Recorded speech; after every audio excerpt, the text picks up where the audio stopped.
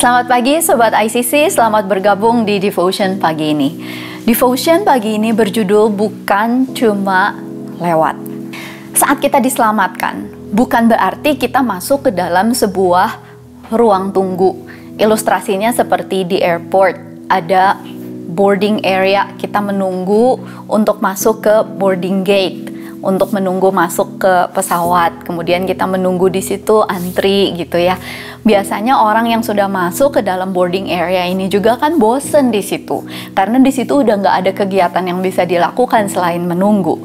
Nah, puji Tuhannya kehidupan kita setelah diselamatkan ini tidak sama dengan duduk bosan di dalam sebuah boarding area di airport.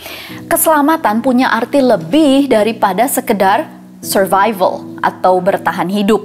Hidup kita di dunia ini bukan cuma lewat.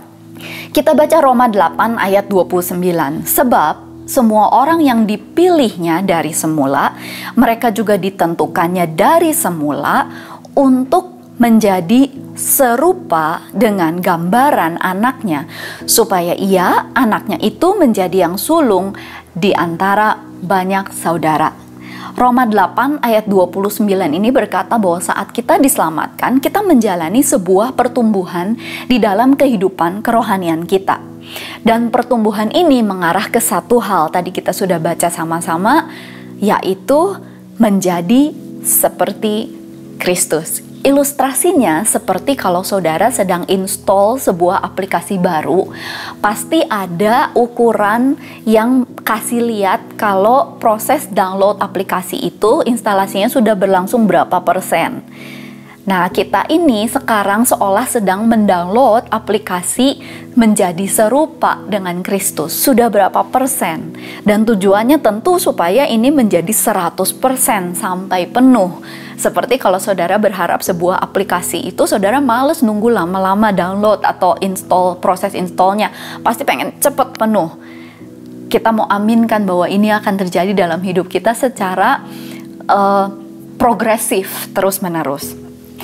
Kita baca Filipi 1 ayat 6, dikatakan akan hal ini aku yakin sepenuhnya, yaitu ia yang memulai pekerjaan yang baik di antara kamu akan meneruskannya sampai pada akhirnya di hari Kristus Yesus. Ini sebuah jaminan bahwa di dalam proses instalasi aplikasi menjadi seperti Kristus ini, Tuhan yang yakin sepenuhnya karena Dia yang memulai pekerjaan yang baik ini dan akan meneruskannya sampai kepada akhirnya. Jadi kita tidak jalan sendiri dalam proses ini. Dan kehidupan kita setiap hari itu bukan cuma lewat jam demi jam, hari demi hari. Bukan juga untuk disia-siakan. Tidak mengerjakan apa-apa selama berjam-jam atau mengerjakan hal yang tidak ada artinya selama berhari-hari, berminggu-minggu. Tetapi yang seharusnya terjadi adalah dalam setiap cerita hidup kita, setiap menitnya, setiap jamnya, itu Kristus diberitakan. Saya pernah menonton sebuah video lagu Never Lost. Waktu itu dipimpin secara live oleh worship leader namanya Tauren Wells. Lagu Never Lost ini sering kita nyanyikan juga di ICC. You can do all things, you can do all things but fail. Lagu itu pasti saudara ingat. Nah, ketika pimpin lagu ini, ada jeda di antara lagu dan worship leader ini Tauren Wells, dia mengatakan hal ini. Tuhan bukan hanya tidak pernah kalah dalam peperangan, tetapi Dia juga tidak pernah menyia-nyiakan sebuah peperangan. Ketika tembok Yeriko runtuh, penelitian membuktikan bahwa reruntuhannya jatuh sedemikian rupa sehingga membentangkan jalan masuk ke dalam kota Yeriko. Ketika saya mendengar kalimat yang singkat dan sederhana ini diucapkan di saat memimpin lagu ini bersama-sama dengan jemaat, saya sangat diberkati mendengar itu. Karena untuk Tuhan, cerita tembok Yeriko ini pun bukan cuma lewat, tetapi menjadi skenario kemenangan dari salah satu perang yang paling dahsyat yang pernah ada. Apa yang dahulu menjadi penghalang buat kita, seperti tembok Yeriko yang tinggi itu, Tuhan jadikan jalan masuk untuk mendapatkan janji Tuhan. Ini plot twist yang luar biasa di dalam skenario ceritanya Tuhan dalam hidup kita. This is awesome, super awesome. Cerita tembok Yeriko ini mengajarkan bahwa ketika Yosua memilih untuk berperang dengan cara Tuhan, dan dia memimpin bangsa Israel berperang dengan cara Tuhan, bukan dengan logika berpikir atau pengalaman perang yang dia miliki atau keahlian mengatur strategi. Mereka menang dengan cara yang luar biasa. Dengan cara ini pula kita akan memenangkan tantangan hidup kita setiap hari. Ada ayat yang bagus banget, sering dijadikan ayat emas di anak-anak sekolah minggu. Di Yohanes 3 ayat 30 dikatakan, ia harus semakin besar, tetapi aku harus semakin kecil. Ini yang terjadi di dalam cerita tembok Yeriko itu, di dalam hidup Yosua dan orang-orang Israel saat itu. Mereka berperang dengan cara Tuhan. Bagaimana cara kita berperang setiap hari? Apakah Tuhannya jadi makin besar, kemudian kitanya jadi makin kecil? Apakah keinginan roh Tuhan melawan ego kita, itu lama-lama suara ego makin kecil dan keinginan Tuhan semakin besar? Apakah firman Tuhan semakin magnified, semakin amplified, jadi dikasih speaker di dalam pikiran kita, melawan prinsip hidup kita sendiri yang mungkin diisi dengan hal-hal duniawi? Mana yang lebih besar? Apakah prinsip kita semakin kecil setiap hari dan firman Tuhan semakin besar? Apakah kehendak Tuhan diberi ruang yang terus semakin besar dalam hidup kita, melawan rencana kita, planning kita yang setiap hari jadi semakin kecil, semakin kecil, semakin kecil? Ini proses yang terus berlangsung. Sampai kapan? Sampai mati. Bukan berarti mati secara jasmani, kita mengalami kematian tubuh secara daging. Tetapi ini proses yang berlangsung di sepanjang kehidupan kita melawan dosa. Setiap kesempatan untuk kita bisa menjadi semakin seperti Kristus. Di Roma 6 ayat 11 dikatakan, demikianlah hendaknya kamu memandangnya, bahwa kamu telah mati bagi dosa, tetapi kamu hidup bagi Allah dalam Kristus Yesus. Di sini kita berproses bahwa semakin hari kita semakin mati bagi dosa dan semakin hidup bagi Kristus. Sama seperti cerita tembok Yeriko tadi yang dulunya menjadi penghalang, tetapi kemudian beralih fungsi menjadi jalan masuk.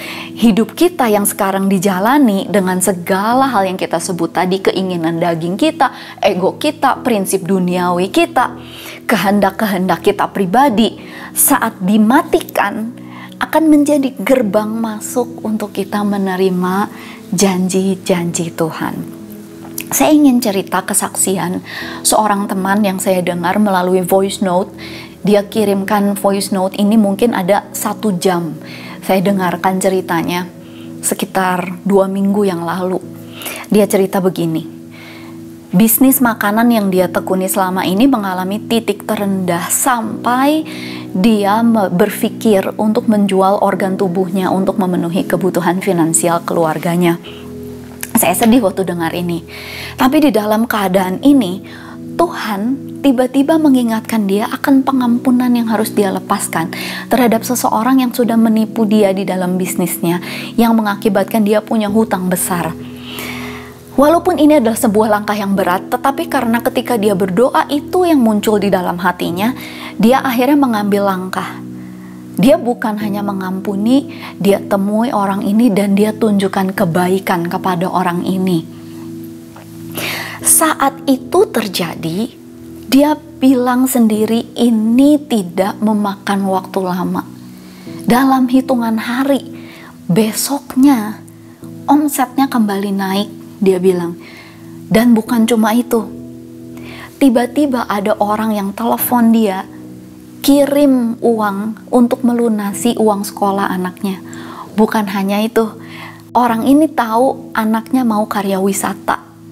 Jadi anaknya juga diberi uang untuk ikut karya wisata yang tadinya sudah mau dia batalkan, beserta uang sakunya. Dan di hari yang sama dia mendapat telepon, orang menawarkan sebuah kerjaan sampingan yang buat dia masih bisa dia lakukan selain dia menjalankan bisnis utamanya ini. Dan bukan hanya itu, tiba-tiba ada peluang bisnis untuk mengembangkan bisnis yang dia jalani ini terbuka lebar. Sampai dia bilang gini, luar biasa ketika kita mau meruntuhkan tembok Yeriko di dalam hati dan memberi ruang untuk Tuhan bekerja, berjalan sesuai prinsip firman. Ada terobosan-terobosan baru yang hitungannya itu bukan minggu lagi, tetapi hari. Dia bilang luar biasa setiap hari apa yang Tuhan bukakan bagi dia dan keluarganya dan anak-anaknya, sehingga mereka melihat kemuliaan Tuhan melalui langkah yang diambil oleh si kepala keluarga ini. Tapi yang paling luar biasa dia bilang adalah apa yang terjadi di dalam hatinya yang selama ini berbeban berat, susah, mengalami tekanan hidup, ini diganti dengan sukacita yang besar.